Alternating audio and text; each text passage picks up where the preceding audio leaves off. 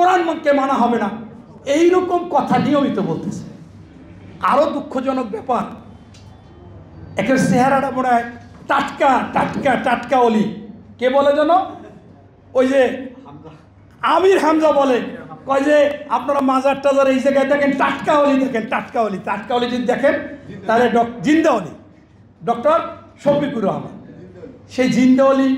আপনারা একবার বুকে হাত দিয়া জামাতের ভাইদের বলি যে একটু দেখেন এই জিন্দা অলি 7ই আগস্ট 2024 সালে রক্তের দাগ শুকায়নি, অনেকে আহতরা হাসপাতালে কাতরাচ্ছে। আমি হাসপাতালে গেছি আমার ছেলেকে নিয়ে, কয়েকটা হাসপাতালে ছোটোখাটো অনুদান দিছি। সেইখানে বলে আওয়ামী লীগরা আমি ক্ষমা করে দিছি। দিলওয়ার হোসেন সাইদির ছেলে মাসুদ সাইদি বলল যে আপনার কি সন্তান মারা গেছে? আপনি এটা বিকেলে আমার সে বলল যে আপনি ক্ষমা করতে কে? আবার উনি বিদেশে গেছে, যাই মিটিং করে, আওয়ামী লীগের লোকজন আছে, বলে যে আওয়ামী লীগের স্বৈরাচার বলুক ফ্যাসিস্ট বলুক এটা আমার কাছে অপছন্দনীয়, এটা আমি বলতে চাই। তারা তো আমার ভাই।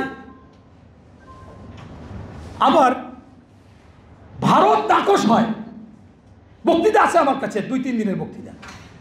ভারত যাতে অসন্তুষ্ট না হয়, ভারতকে অখুশি করে, ভারত কষ্ট পায়, তাদের সাথে সুসম্পর্ক রেখে, তাদের সাথে সমঝোতা রেখে আমরা রাজনীতি করতে চাই। সাথে সাথে ভারতের বিজেপি প্রেসিডেন্ট অমিত শাহ সে বলল ওয়েলকাম ওয়েলকাম ওয়েলকাম, এবং আমি স্বাগতম জানাই, আপনারা যে কোনো সময় বসলে আমরা পড়ব। বাংলাদেশের পেপারেও আসলো, ভারতের পেপারে। এ আসলে কি জিন্দা অলি না মোনাফেক? ওনাদের একজন লোক সবচেয়ে বেশি ওয়াজ করে, কি আহাজারি না আজহারি, মিজানুর রহমান আজহারি। সে বলছে কোরআনে স্পষ্ট কথা, মুখে এক অন্তরে আর এক, এর নাম মোনাফেক। আমাদের বলে বিএনপি নিষিদ্ধ চায় না আওয়ামী লীগকে। সর্বপ্রথম আওয়ামী লীগের এই গণহত্যার জন্য আমাদের বিএনপির স্থায়ী কমিটির সদস্য সালাউদ্দিন সাহেব এই প্রধান উপদেষ্টার কাছে লিখিত আবেদন দিয়েছে যে গণহত্যার জন্য আওয়ামী লীগের বিচার করতে হবে। আর বিচার করলে কি হবে? বিচার তো করলে নিষিদ্ধই হবে। বাংলাদেশের একমাত্র স্মার্ট সিটি বসুন্ধরা এখন আরো নিরাপদ, আধুনিকতায় আরো এক ধাপ এগিয়ে।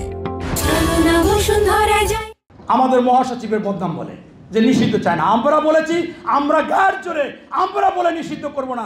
আইন আছে, রাষ্ট্র আছে, সরকার আছে, তারা মনে করবে যে তাদের এইটার জন্য নিষিদ্ধ হওয়া উচিত বা নিষিদ্ধ হওয়া উচিত না।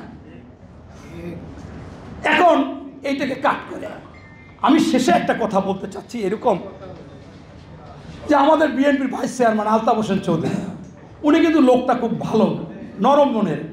একবার বইলে ফেলাইছিল স্বরাষ্ট্রমন্ত্রীর সময়, একজনে মারা গেছিল, বলছে আল্লাহর মালা আল্লাহ লয়ে গেছে। সেইটা নিয়ে কত কিছু হয়েছে। কেন এই বেচারা তার এলাকায় সমাবেশ করেছে, সমাবেশে বলেছে যে আমরা বিএনপিরা কি করি? টেম্পু স্ট্যান্ড দখল করি। আমরা বিএনপিরা কি করি? বাস স্ট্যান্ড, লঞ্চ স্ট্যান্ড, হকার। এতে কি হয়? একটা টেম্পু স্ট্যান্ডে 10 টাকা করে নেয়, সারাদিনে 3000 টাকা হয়। লোক কয়জন? 16 জন, পায় 190 টাকা। আর শালার বুড়া শুয়ারের বাচ্চারা তোরা খয়রাত কর, খয়রাত করলে তো মনে হয় 1000, 3000, 2000 পাওয়া যায়। এরপর উনি বলছে যে এইটা বাদ দেন। ওই জামাত দেখেন ব্যাংক দখল করেছে, বিশ্ববিদ্যালয় দখল করেছে, মেডিকেল দখল করেছে, বড় বড় আওয়ামী ব্যবসায়ী তাদেরকে দখল করে তাদের কাছ থেকে হাজার হাজার কোটি টাকা আনতেছে। ওই বসুন্ধরা গ্রুপে চলে গেছে, সেই 10ই আগস্ট গিয়ে হেলিকপ্টার নিচ্ছে, হাজার হাজার কোটি টাকা নিচ্ছে। নাবিল গ্রুপের নাবিলের কাছ থেকে টাকা নিচ্ছে। এই এনাম পরিবহনের এনায়েতুল্লাহ চৌধুরী তার কাছ থেকে টাকা নিয়েছে। আপনারা দেখেছেন 2 দিন আগে সমাবেশ করেছে ঢাকা 7 থেকে এনায়েতুল্লাহ, যে আমি আওয়ামী লীগ করতাম না। হাজার শত শত বক্তব্য শেখ হাসিনার সাথে, তাকে ঢাকা 7 থেকে জামাত নমিনেশন দিয়েছে। এইগুলা করে এই সদ্যটা ডাকসুতে যে নির্বাচন হলো, সেখানে জামাতের রোকন রনিকে টেন্ডার দিচ্ছে, সেখানে শত শত কোটি টাকা তারা নিচ্ছে। প্রশাসন সবগুলো নিয়ে নিচ্ছে, ডিসি এসপি আপনার এই অফিস সবগুলো নিয়ে নিচ্ছে। এই কথা আলতাফ হোসেন চৌধুরী বলছে। এখন ওনার ওই প্রথম বক্তব্যটা কাট করিয়া বলে যে ধন্যবাদ ধন্যবাদ জামাতকেরা কয় ধন্যবাদ এই যে tempo stand, bus stand, launch stand, hawker. আর তোমরা যে টাকায় তোমরা কি পরিমাণ টাকা এই নিচ্ছ? শুধুমাত্র আপনার বসুন্ধরা গ্রুপ থেকে ওই সময় লেখছে যেদিন উনি গেছিল যে 10,000 কোটি টাকা নাকি এক সময় নিয়েছে, আর এটাই তো স্বাভাবিক।